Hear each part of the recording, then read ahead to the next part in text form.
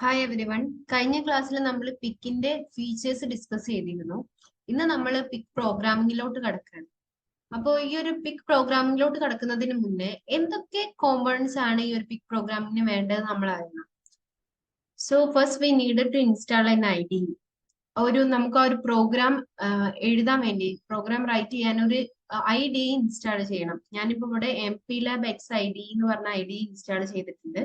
ഇതിന്റെ കൂടെ തന്നെ നമുക്കൊരു കമ്പൈലർ കൂടി ഇൻസ്റ്റാൾ ചെയ്യണം.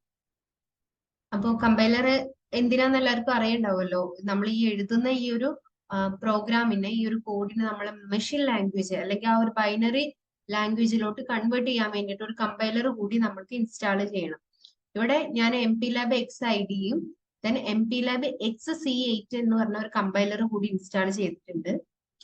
അപ്പോ ഞാൻ ഓൾറെഡി ഇൻസ്റ്റാൾ ചെയ്ത് വെച്ചിട്ടുണ്ട്. നിങ്ങൾ ഇൻസ്റ്റാൾ ചെയ്യാത്തവരാണെങ്കിൽ അത് ഇൻസ്റ്റാൾ ചെയ്യാം.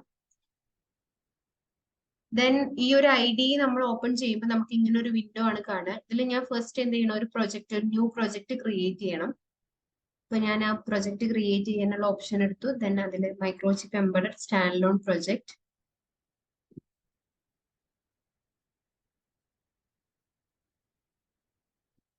ഇവിടെ നമുക്ക് ഡിവൈസ് സെലക്ട് ചെയ്യാനുള്ള ഓപ്ഷൻ ഉണ്ട്. നമ്മൾ ഏത് കൺട്രോളറാണ് യൂസ് ചെയ്യുന്നുള്ളത് സെലക്ട് ചെയ്യണം. ഞാനിപ്പോ ഇവിടെ PIC 16F877A എന്ന് പറഞ്ഞ കൺട്രോളർ ആണ്. ഞാനത് സെലക്ട് ചെയ്യാം.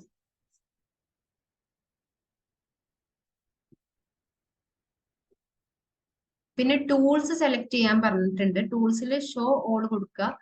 ടൂൾ എന്തിനാന്ന് വെച്ചിട്ടുണ്ടെങ്കിൽ നമ്മൾ ഇവിടെ ഈ ഒരു സോഫ്റ്റ്വെയറിൽ എഴുതുന്ന ആ ഒരു പ്രോഗ്രാം നമ്മൾക്ക് ഈ ഹാർഡ്വെയറിലോട്ട് അപ്ലോഡ് ചെയ്യണമെങ്കിൽ ഞാനൊരു IC പ്രോഗ്രാമർ ആണ് യൂസ് ചെയ്യുന്നത്. ഒരു PIC 3 എന്ന് പറഞ്ഞിട്ടുള്ള IC പ്രോഗ്രാമറാണ് യൂസ് ചെയ്യുന്നത്. സോ ഞാൻ അതൊന്ന് സെലക്ട് ചെയ്ത് കൊടുക്കുന്നുണ്ട്. PIC 3 നെക്സ്റ്റ് കൊടുക്കുക. ദെൻ നമുക്ക് കമ്പൈലർ സെലക്ട് ചെയ്യാനുള്ള ഓപ്ഷൻ വന്നിട്ടുണ്ട്. നമുക്കിവിടെ XC8 എന്ന് പറഞ്ഞിട്ടുള്ള കമ്പൈലർ ആണ് സെലക്ട് ചെയ്യുന്നത്. ഓക്കെ, ഇനി പ്രൊജക്ട് നെയിം കൊടുക്കുക. ഞാനിപ്പോ ഇവിടെ ഒരു സിംഗിൾ LED ബ്ലിങ്കിങ് ആണ് ചെയ്ത് കാണിക്കാൻ ഉദ്ദേശിക്കുന്നത്. LED എന്ന് പേര് കൊടുക്കുന്നുണ്ട്.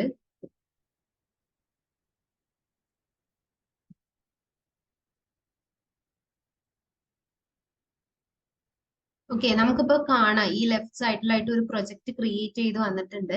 ഇനി നമുക്ക് ഇതിലോട്ട് ഫയൽ ആഡ് ചെയ്യണം. അപ്പൊ അതിന് വേണ്ടിയിട്ട് സോഴ്സ് ഫയൽ എടുക്കുക. സോഴ്സ് ഫയലിൽ റൈറ്റ് ക്ലിക്ക് ചെയ്യുമ്പോൾ നമുക്ക് എന്ത് ചെയ്യുന്നുണ്ട്, ന്യൂ വരും. ന്യൂവിൽ നമ്മൾ എന്ത് ചെയ്യാം, മെയിൻ C സെലക്ട് ചെയ്യുക. ദെൻ ഫയൽ നെയിം കൊടുക്കുക.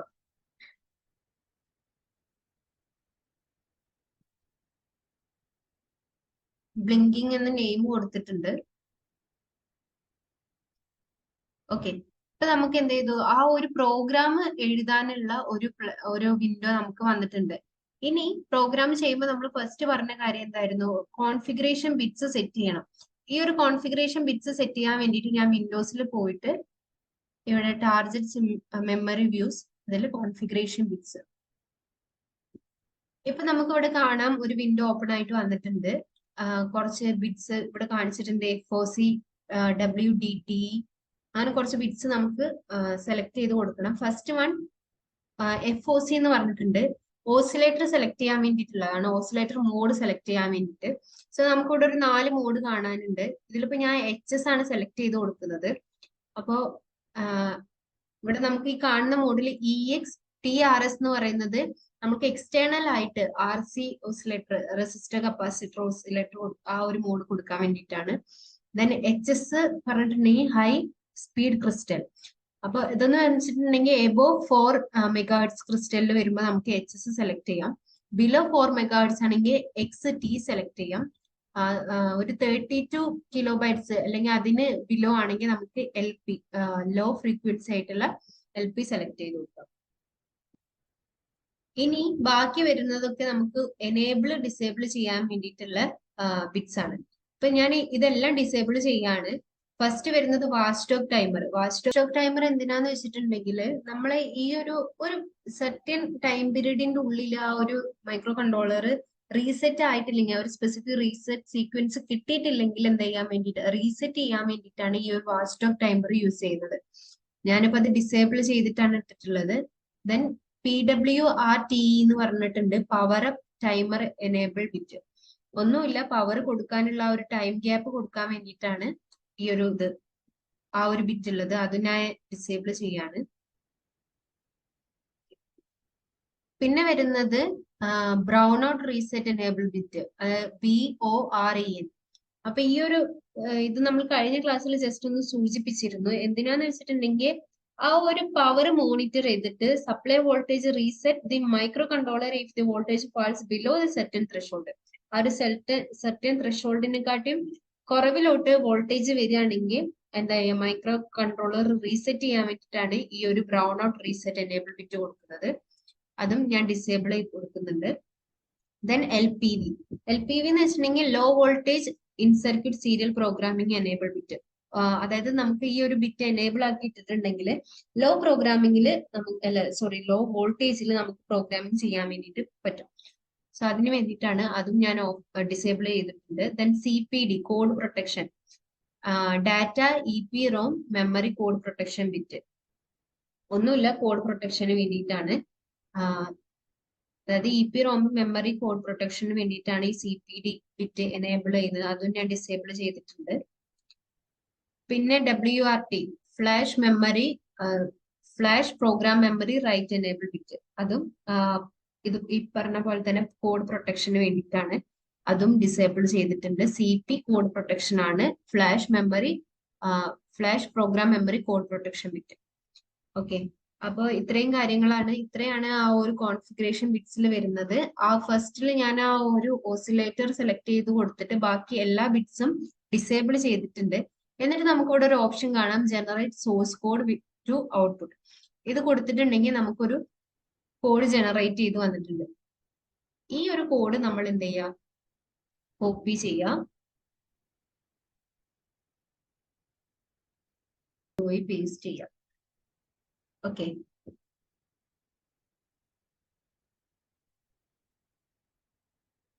ഓക്കെ, നമ്മൾ കോഡിങ്ങിലോട്ട് കടക്കുമ്പോൾ ഞാനിപ്പോ ഇവിടെ ഒരു സിംഗിൾ LED ബ്ലിങ്കിങ് ആണ് ചെയ്ത് കാണിക്കാൻ പോകുന്നത്.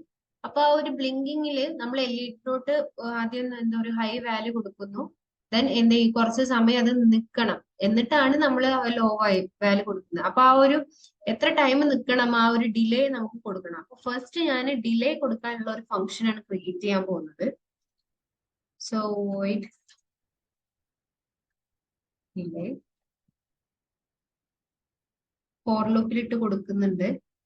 for int I equal to 0, I less than 100.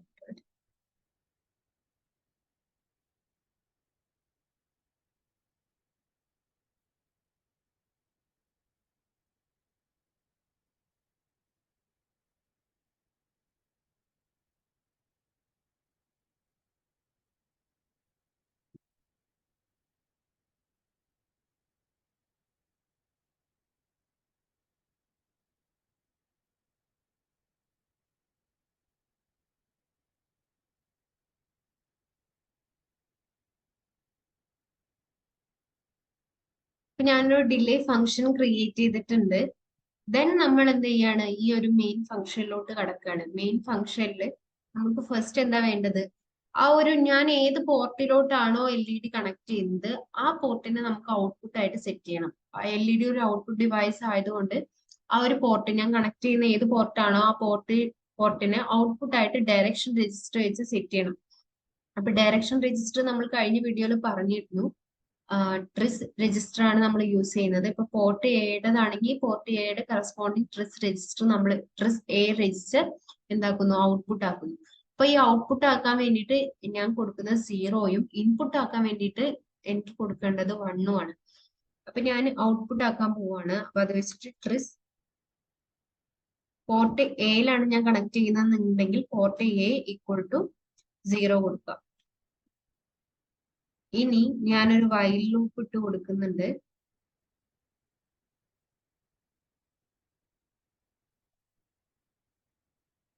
While 1, വയലിന്റെ ഉള്ളിൽ നമ്മൾ ഏത് പോർട്ട് എ ആണ്, പോർട്ട് ഏതാന്നുള്ളത് നമ്മൾ സെലക്ട് ചെയ്തു. പോർട്ട് എ ആണെന്ന് പറഞ്ഞു. പോർട്ട് എനെ നമ്മൾ ഔട്ട്പുട്ട് ആയിട്ട് സെറ്റ് ചെയ്ത് കഴിഞ്ഞു. ഇനി ഈ പോർട്ട് എയിൽ ഏത് പിന്നാണ് ഞാൻ യൂസ് ചെയ്യണത്, ഏത് പിന്നിലോട്ടാണ് ഞാൻ ഈ ഹൈ വാല്യൂ അതുപോലെ തന്നെ ലോ വാല്യൂ കൊടുക്കേണ്ടത് എന്നുള്ളത് ഏത് പിന്നാന്നുള്ളത് സെലക്ട് ചെയ്യണം. ഞാനിപ്പോ പോർട്ട് എയില് ഫസ്റ്റ് പിൻ, അതായത് RA0 എന്നുള്ള ആ ഒരു പിന്നാണ് സെലക്ട് ചെയ്യുന്നത്. RA0 = 1 കൊടുക്കുക. കുറച്ച് സമയം നമുക്ക് ഡിലേ കൊടുക്കും. ഞാൻ പറഞ്ഞു ഡിലേ നമ്മൾ ഓൾറെഡി ഡിലേ ഫംഗ്ഷൻ ക്രിയേറ്റ് ചെയ്ത് വെച്ചിട്ടുണ്ട്. സോ അതിന് കോൾ ചെയ്യാം ഡിലേ.